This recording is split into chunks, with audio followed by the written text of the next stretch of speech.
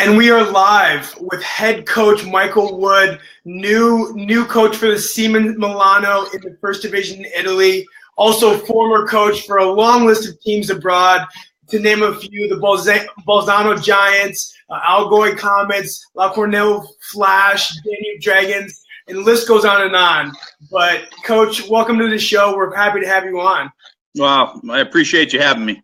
Like I said a minute ago, you're doing a great job, and anything we can do to promote the football over there is, I think, a positive step in the right direction.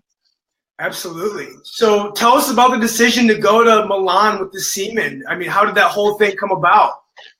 It was a pretty easy decision once, we got talking.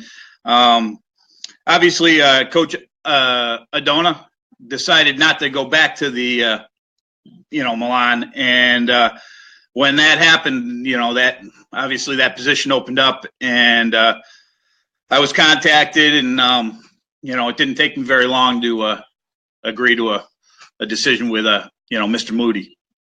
Yeah. Paolo and Marco, I've known those guys for a long time, and they've done a great job. Obviously, the Seamen have won 3 out of the last 5 titles down there, so they've been doing things the right way.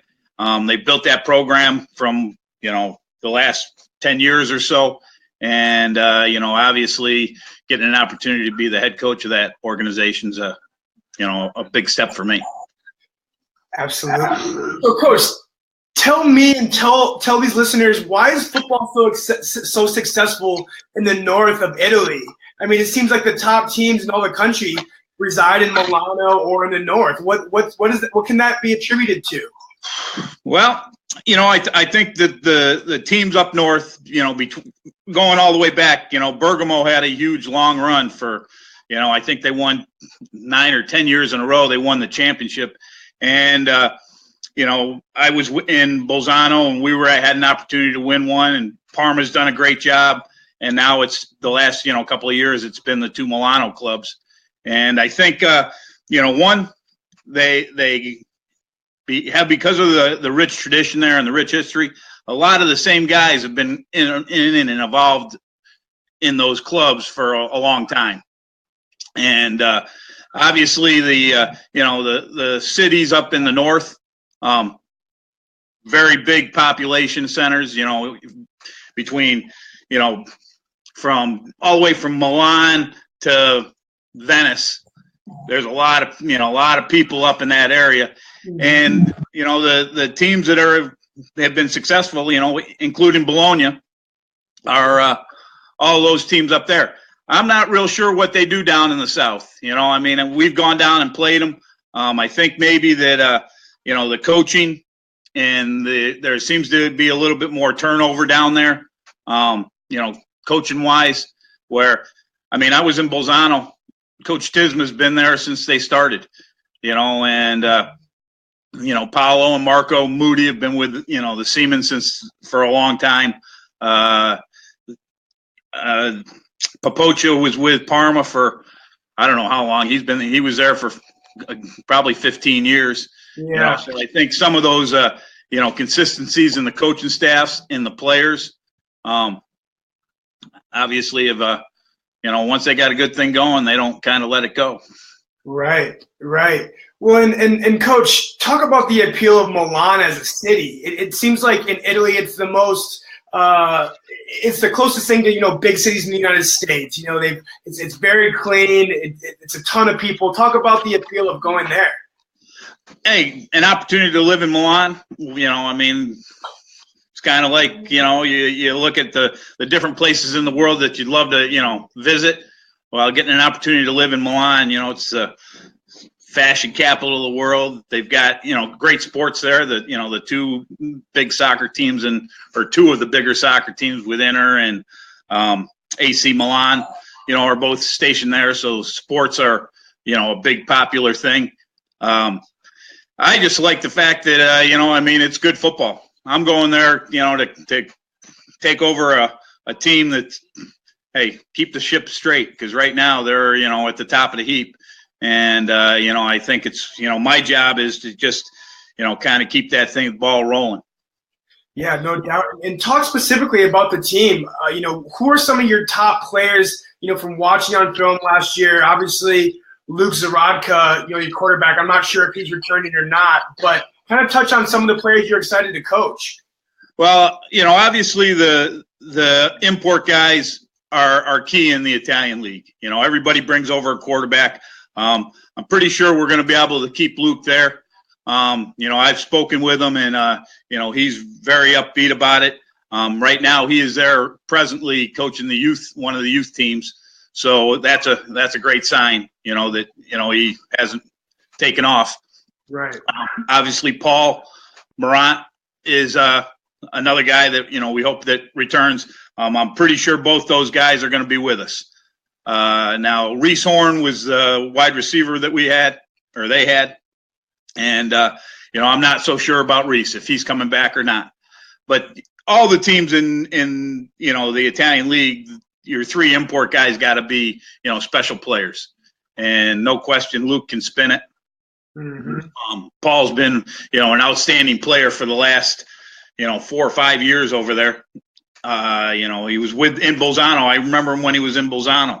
And he was one of their better players. In the last couple of years, he's been down in with the Seamen, and he's a special player.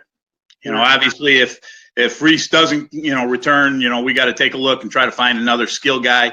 But the important thing in the Italian league, just like any place else, it's your Italian national guys. Mm-hmm. And they've got a number of real good players, a number of guys playing on the national team. Obviously, the guys up front. Their offense and defensive line were very good. We played against them last year, and, their offensive line protected Luke. He was able to, he had time to throw the ball. And, I'm a guy that, we like to put pressure on quarterbacks, and he's one of the guys we just couldn't get to, Yep. Some of that was, the protection, and some of that was him getting rid of it. And some of that was, just those guys being consistent and, doing the fundamental things. They didn't have a lot of busts in their protections, and Luke he wasn't having to look all over the place. He was 1, 2, 3, ball was out. Yeah. So obviously, those players, they've got some very good skill guys. Bonaparte, the running back, he can play. Number 1, number 84 was D Tunisi. He was key because defensively, we were trying to, really cover 18 Horn. Mm-hmm. And so, we put our import over there, and we were doubling him. And Tunisia had a huge game against us, because he got the single coverage. And obviously, he's another kid that, he's their kicker. And, he's a guy. There's, 2 guys right there that if you're not paying attention, those guys will hurt you. And then obviously on the defensive side of the ball, they gave up 11 points a game. They averaged 34 and gave up 11. So, those are 2 things that you go, well, those are, outstanding stats. It's, outstanding, truly. Yeah. Outstanding. And, obviously the games that they lost to Parma early in the season in overtime. So that game could have gone either way. And their import receiver didn't play in that game. Okay. Mm-hmm. And then we played them later on in the season, and Reese had gone and had done a tryout. Was in OTAs with the Indianapolis Colts. Oh, and so he spent a couple of weeks back in the States, and unfortunately he came back right before we played him. And, they did a good job versus us. And, we had a playoff contending team. We went to the semifinals and lost to the other Milano team, but no question that the 4 teams that went to the semifinals, Parma, the Rhinos, the Seamen, and us, were the last couple of years. That's been the same 4 teams in the semifinals. There's a couple things as far as their organization from top to bottom. They've got great management. Paolo and Marco Moody. They've been in and around the national team, the youth programs. They've developed football in Milan, and I'm really looking forward to working with those guys. obviously the coaching staff. Unfortunately, in Bolzano, we didn't. We had about 4 coaches. Looking at their, the coaching staff that I'm going to inherit, I'm going to basically keep everybody. We've got a 9-man coaching roster. Probably one of the biggest in Europe, huh? Oh yeah, I mean we got position coaches for each position, and it's not like a player. It's maybe an ex-player, but they're all guys that. There's a couple guys that I coached when I coached the Italian national team back in '99 that are now on the staff that I'm really looking forward to working with. Luca Ballora, Marco Polizzi. Those 2 guys both played on that national team. They were, both great players, been a part of the Italian Football League for, 20 years, and now they're 2 guys that I'm going to get a chance to work with, as well as the rest of the staff. I'm real excited about the prospects of, working with all those guys and, having a guy at each position, coaching each position. I know in Bolzano we had 2 guys on the defensive side of the ball. That's a lot to look at when you're trying to make adjustments and do substitutions and run practice and take care of special teams and things like that. So, obviously the more coaches you got, the more eyes you got, the more, you can evaluate and fix, things at a situation when something comes up. Well, and Coach, is that one of the differences that you've seen from some of the great teams you've been on versus some of the more subpar teams? Is just coaching? I haven't been on any subpar teams. Okay, well, no subpar teams, but maybe from teams that you've seen, then even just the depth of coaches in general, being able to have that personal contact, to have a position coach who's knowledgeable, right? I mean, those are your most successful teams. Oh, no question. It's the good organizations, have guys at every position. When I was in Algoy, we had a linebacker coach, a DB coach, D-line coach, an O-line coach, a receiver coach, quarterback coach, the head guy, an offense coordinator, defense coordinator. And so everybody's got a job to do. When you kind of put all that on one guy or 2 guys, that responsibility, well, it's hard to watch 11 guys if there's only 2 guys looking at it. Right. When you've got a guy watching the 4 D linemen, you got another guy watching the linebackers, you got another guy, watching the secondary, and then a coordinator. Between the 4 of you, you should figure out, if there's mistakes or if guys are in the wrong gap or doing the wrong assignments and things like that, where you're not waiting until the guys come off the field and having to ask them what they, hey, who had the B gap, Right. Coaches wise, we should know who it is, so. Well, and so along those lines, Coach, what is the appeal for you to coach in Europe versus coaching the United States? You've been around, you've been there for a while. Why do you love it, and why do you continue to try to grow football around the world? I have not had a bad experience. I've been over there 14 times. This will be my 15th year, and I haven't had a bad experience. And I think the idea of I coached college football for 14 years, and hey, I love this during the season, and I love coaching games. But when you're coaching college football, it's a 24/7, 7 days a week, 365. And when you're not coaching, the off season is a grind. It's recruiting, it's going out on the road, it's weight room, it's classes, it's keeping the guys that you have, moving forward and things like that. But you're not coaching any games.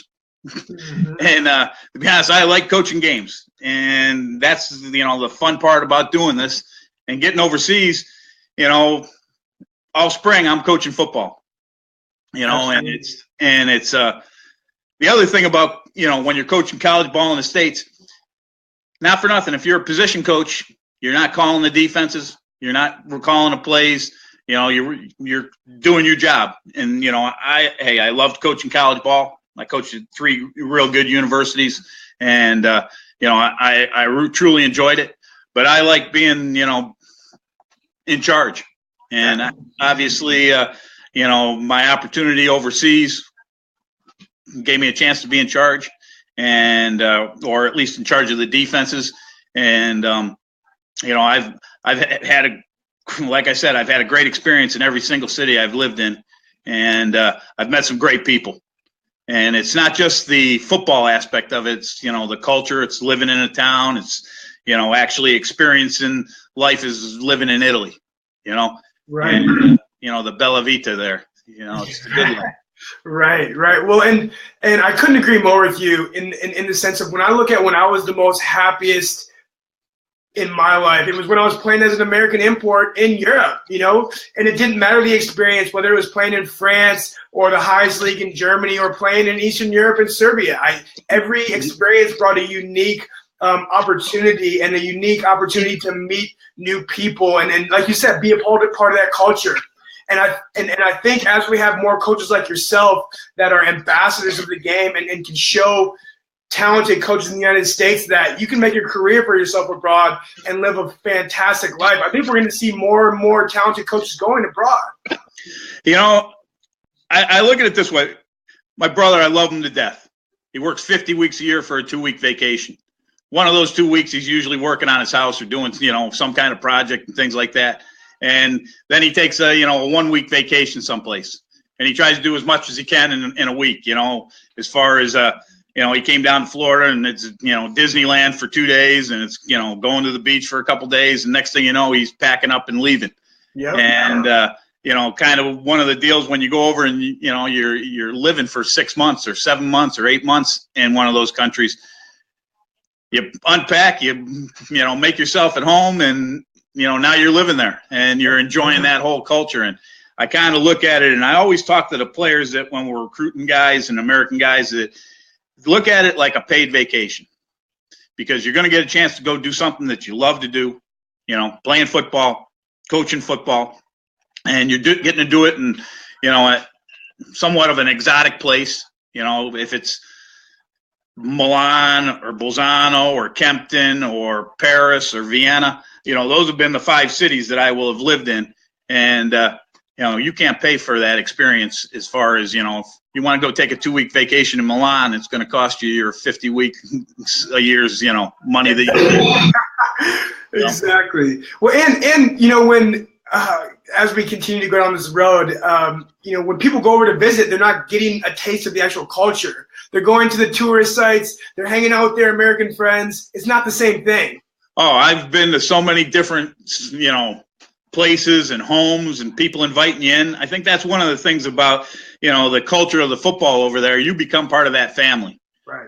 And, the guys that sit in their hotel room or their apartment or whatever and play PlayStation and, sit on the computer all day. I get up the first thing in the morning. I go down to the market and get me fresh breakfast. Get me some, Exactly. Every single day. And I think those are, some of the things. Hey, I've been real fortunate because the places I've gone, I've been able to do some traveling. You only practice a couple times a night or a week. You practice Tuesday nights, Thursday nights, and Friday nights. Guys have regular jobs, so they're working all day. For me, hey, I do my work and get prepared. And when the guys show up for practice, I try to run a tight ship. And then, but then, there's 24 hours in the day. There's a lot of free time that, you can go and take advantage of it. The more traveling in Europe is easy. Right. If it's getting on the trains or, getting a flight out of Ryanair or whatever, you can travel and move around pretty cheaply. And if, obviously you haven't been over there a few times, I've got some places where I can go and stay. And so, the accommodations are usually pretty good. You're staying with somebody, a friend of yours. Exactly. And, obviously the football family over there is a tight knit group, and even the teams that we play, I usually talk to the imports, before the game or after the game and have a beer with them and whatever. And I've stayed at a number of the imports guys' house, and back when I was playing, I originally went over there in 1988 and I played for the Kempton Comets was my first team. And one of the things was every single week that we played an away game, me and our quarterback at the time, Scott Christ, we would stay with the imports.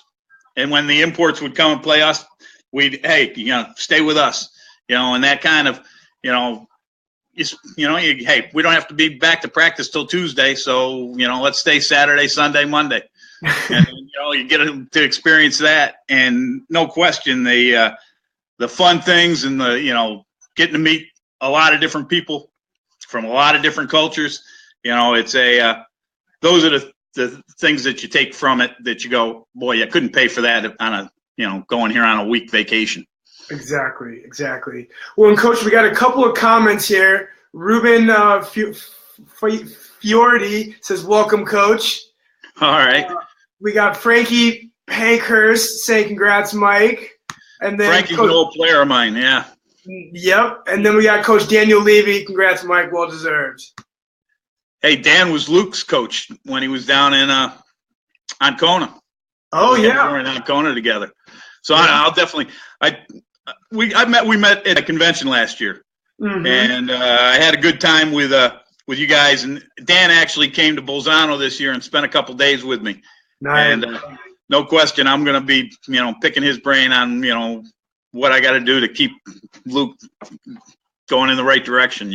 Well, I tell you what, you and I might need to take a quick trip to Belo Horizonte, Brazil, to go visit Dan. Oh, I'll tell you what, he's doing a great job. I think they're undefeated, aren't they? Yeah, they're killing it. Yeah. So. Now, I think he's in the second league down there. Is he in the top league? They're in the top league. Because I know they're getting ready for the playoffs. Mm-hmm. And it's just they're kind of a little hard to follow, as far as finding scores and things like that. I mean, obviously Dan posting everything. I mean, I saw last week he won like 43-0, and that was against a team that was undefeated. So yeah, hey, appreciate it, Dan. For congrats to you too. Well, and if you're interested in Brazilian football, one group that I always suggest is Saulo Oval. Victor and his group, they do an awesome job down there. Unfortunately, it's in Portuguese, so for you and I, it's a little difficult, but they do a good job over there. But I'm working on my Italian again.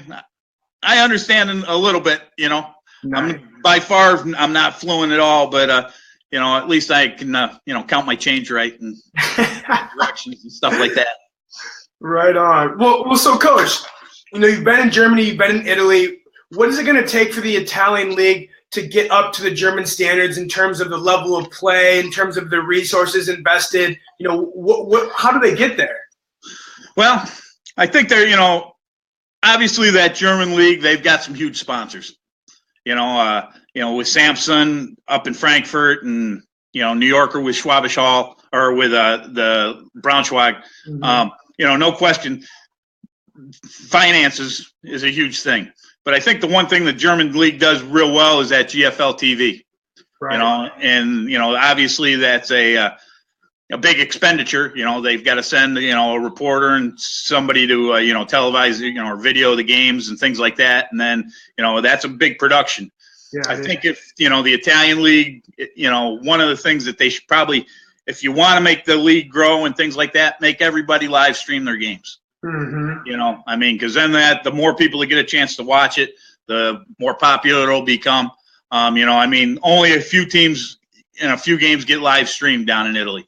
Obviously the championship game gets televised on Italian TV, and you can watch it somewhere on getting it live streamed. But if they were be able to live stream all their games from all the teams in that top league, obviously that would be one way of spreading the word. Money's money. And I think, one of the differences when you've got that, those bigger budgets, you can bring in more import players. You can bring in more European players. The Italian league right now, it's 2 A's, 2 Americans, and then 1 double passport with an Italian passport.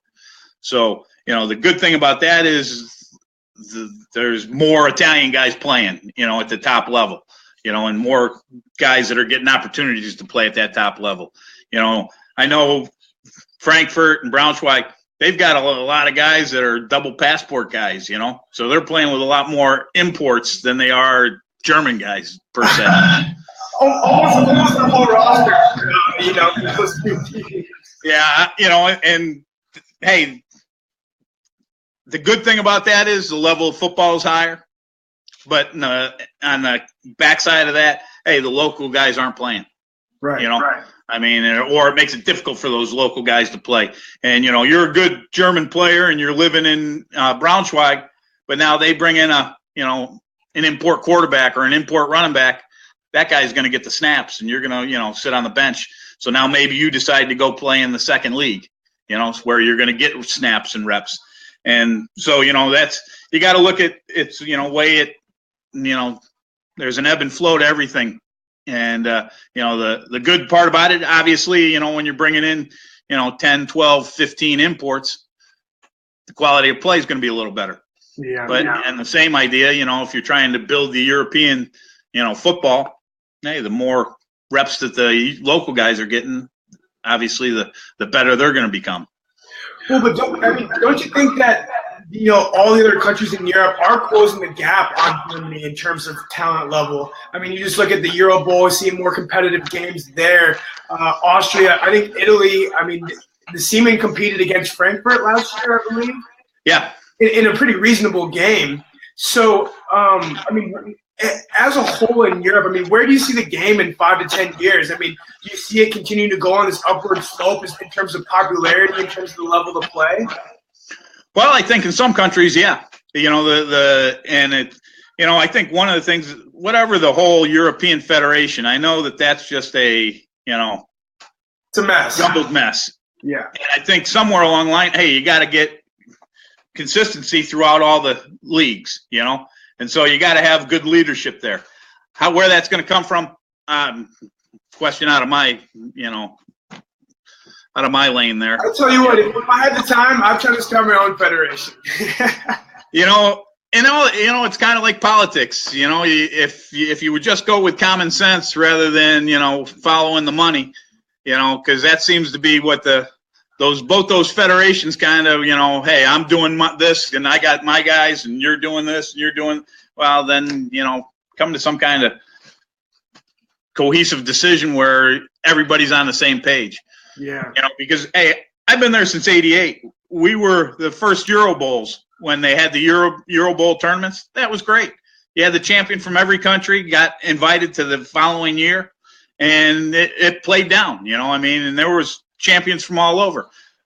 Bergamo was a champion. The Vienna Vikings were a champion. Hamburg Huskies or the Hamburg Blue Devils. That was when they were the Blue Devils. So it wasn't just one team. Amsterdam Crusaders. I read something the other day that they want to just play international games now. Yeah, I saw that too. Because, obviously they've dominated that league for years and years and years, and they want to play better football. So they've got to go out of the country to do it. I really like the ideas of the Big Six and the EFL and all that.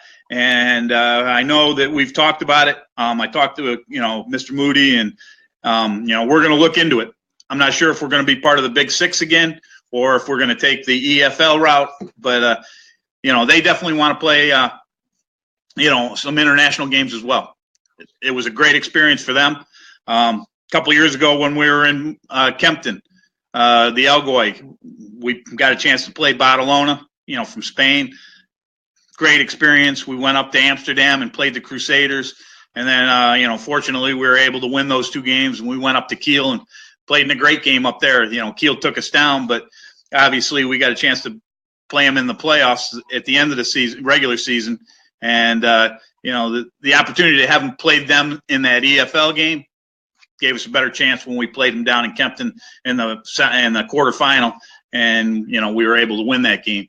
But the opportunity to go play in those in different countries, that's great. That's all part of it. It is. So Coach, as we wind down here, let's talk about what your goals are for the Seamen in 2018. Obviously championship, I think is got to be the goal. So just touch on that and how can you guys get back to that final? Well, I think there's obviously, they've already won it. Guys are ordering rings right now, so that came out on one of the things they were posting me, ring sizes, and that, kind of made me a little jealous, and, hey, obviously we want to go out and try to play our best and compete every single time we get out on the field, and I think that, preparation, guys understanding their assignments, trusted in the coaches, trusted in their teammates, are all things. I'm a big guy and, play with confidence. Give it great effort, expect to win. And, if you expect to win and you do all the things that put you in position to win, that's watching film, getting in the weight room, showing up for practice, working hard, learning your assignments, knowing your assignments, understanding, the game, you're going to put yourself in a position to win. Obviously, the ball's going to bounce the way it does, but the teams that aren't prepared and don't do their homework and aren't totally committed and don't trust the system and don't trust the process, those teams have, they're lucky if they win, Mm-hmm. For me, the Seamen already know how to win. I'm going to do the same thing. I expect for us to go in and compete every single game. And I don't see any reason why we shouldn't be a, favorite to come back and repeat. I don't see why either. But, Coach, I wish you the best of luck this offseason. Congratulations again, and I look forward to talking to you soon. Will, I appreciate it. Hey, keep up the good work, man. Yes, sir. Thanks a lot. Yeah, take care.